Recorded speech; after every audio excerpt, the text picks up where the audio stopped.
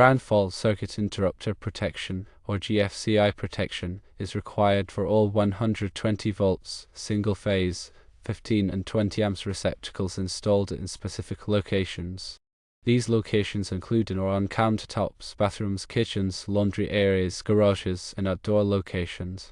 This means you are generally required to install GFCI protection on every 120 volts, single-phase, 15 and 20 amps receptacle in a commercial kitchen.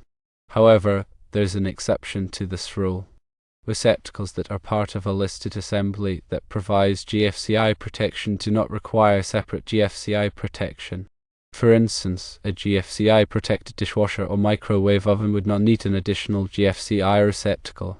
If a telephone board is located in a designated kitchen space, it is not exempt from the GFCI requirement. A telephone is considered a plugged-in appliance that could be used in a wet location, such as calling for help during a fire or medical emergency.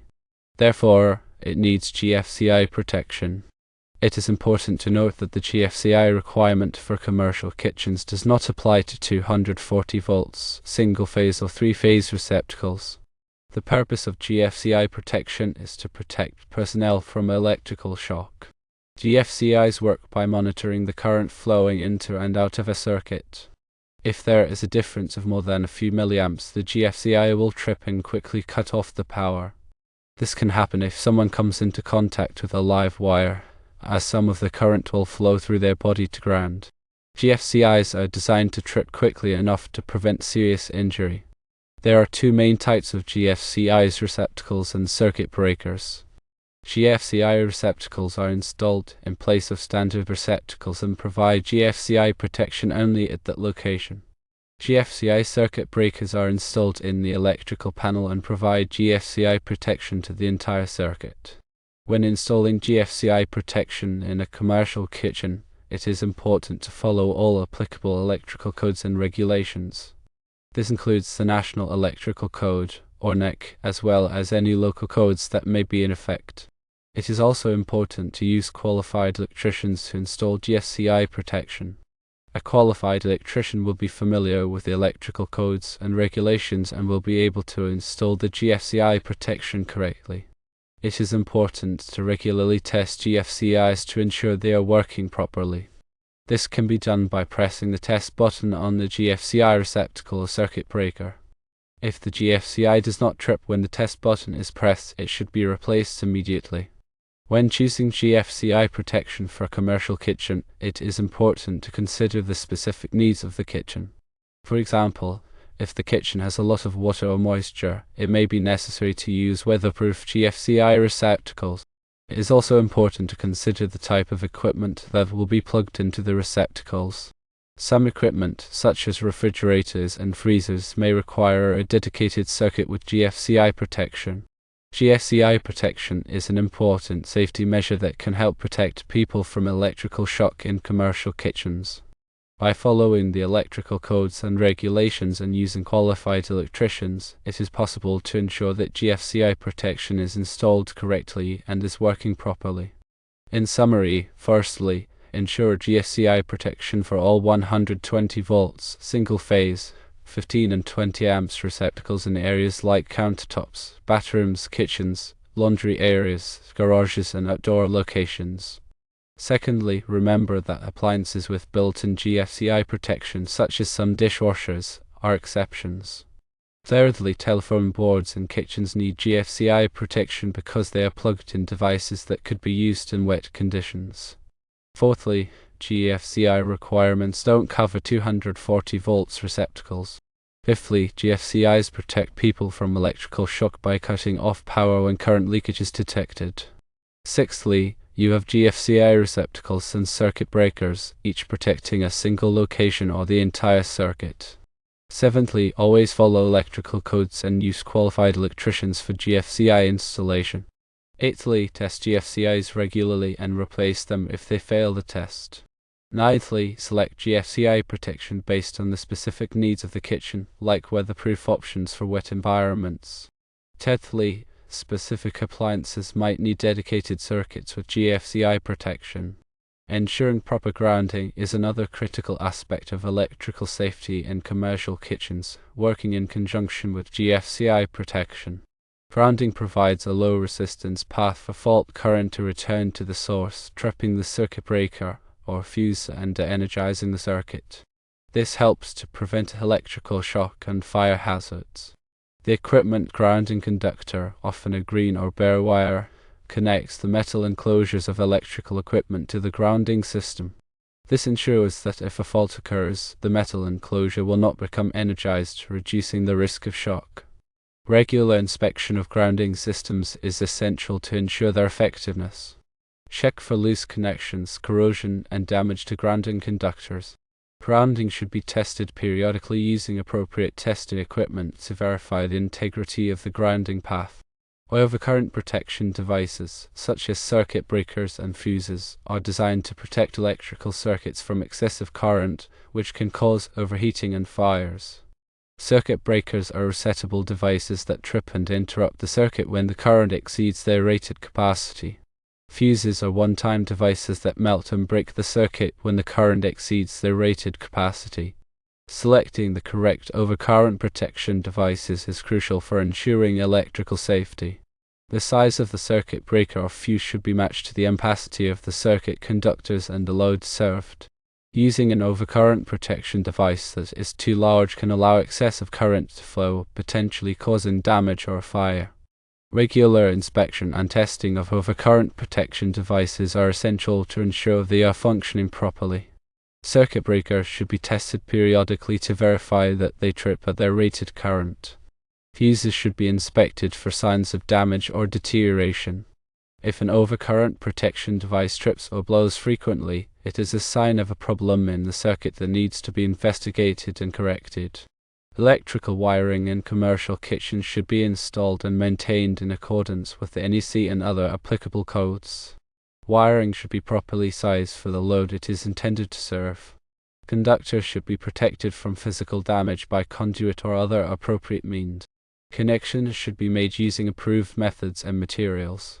Regular inspection of electrical wiring is essential to identify and correct any potential hazards.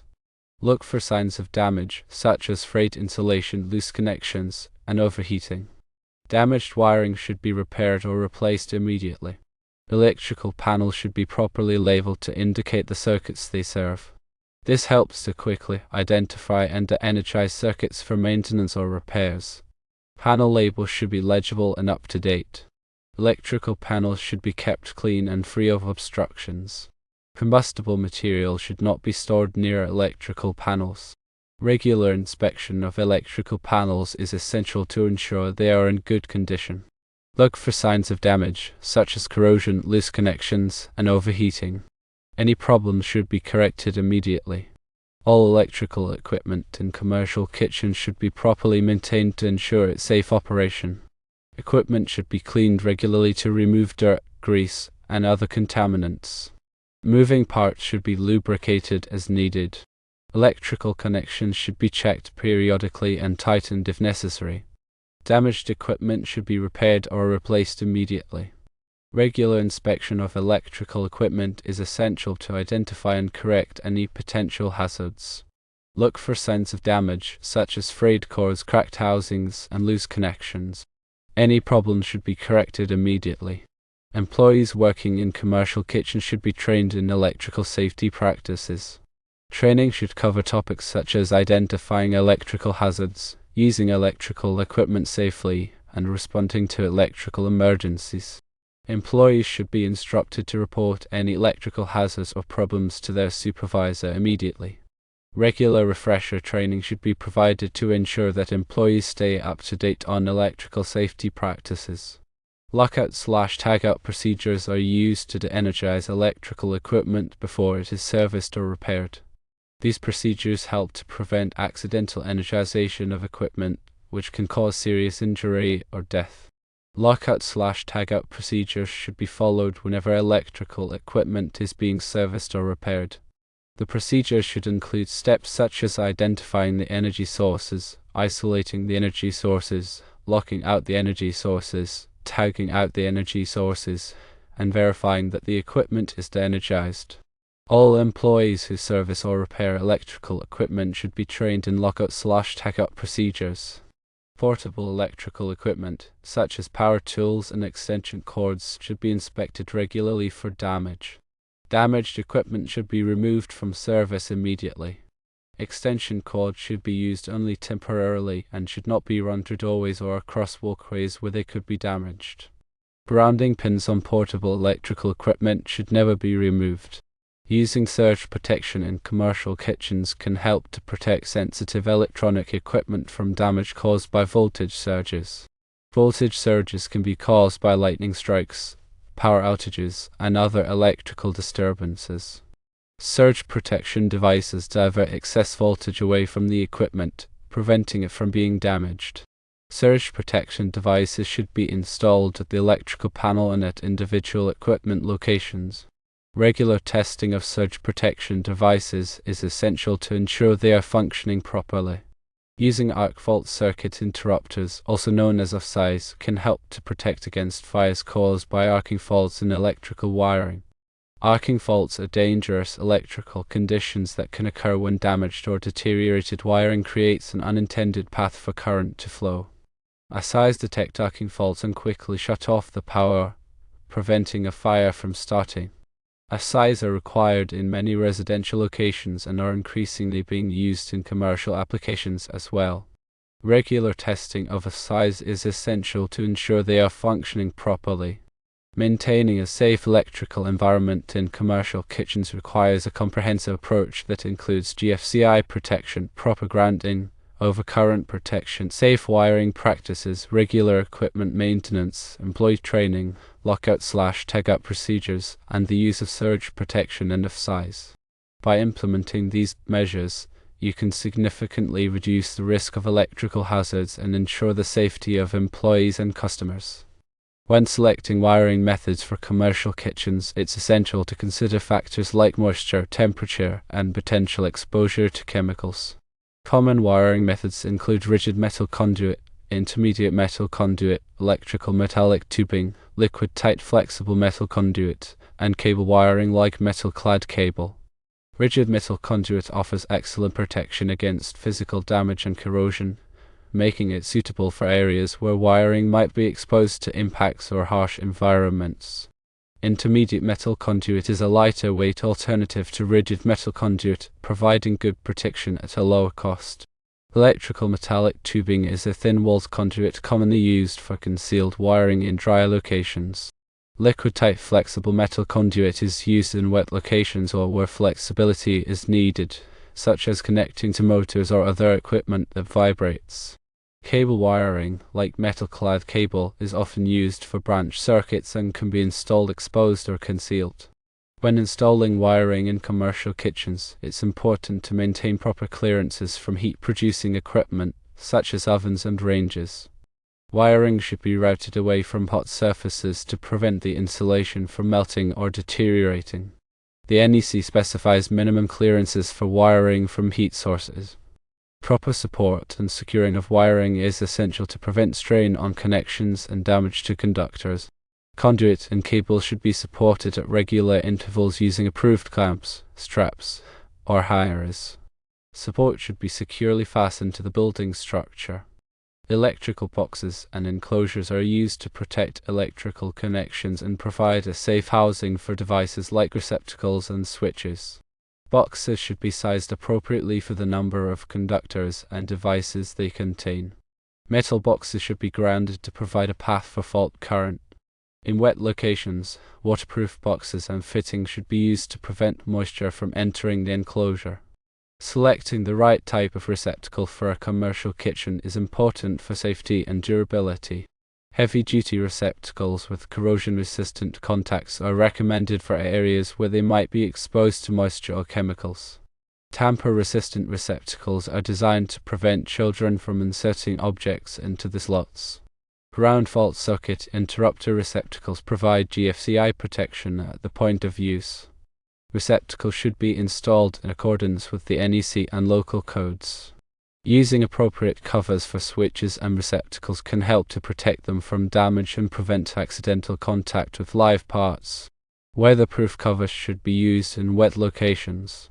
Covers should be securely fastened to the box. Blank covers can be used to cover unused box openings. Proper labeling of electrical equipment and circuits is essential for safety and maintenance. Panel schedules should be clearly labeled to identify the circuits served. Equipment should be labeled with its voltage, amperage, and other relevant information. Warning signs should be posted to alert personnel to potential electrical hazards.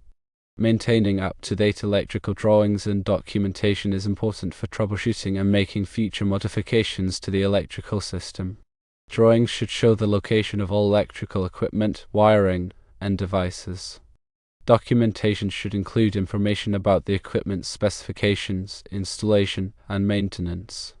Regular inspections and testing of the electrical system are essential for identifying and correcting potential problems. Inspections should be performed by qualified electricians. Testing should include ground testing, insulation resistance testing, and circuit breaker testing. The results of inspections and testing should be documented and used to develop a maintenance plan. Establishing a written electrical safety program can help to ensure that electrical safety practices are consistently followed in the commercial kitchen. The program should include policies and procedures for electrical safety, employee training requirements, and inspection and maintenance schedules. The program should be reviewed and updated regularly. Promoting a culture of electrical safety in the commercial kitchen is essential for preventing accidents and injuries. Encourage employees to report any electrical hazards or problems immediately. Provide regular training on electrical safety practices. Recognize and reward employees who demonstrate a commitment to electrical safety. Implementing these additional measures can further enhance electrical safety in commercial kitchens and create a safer working environment for employees.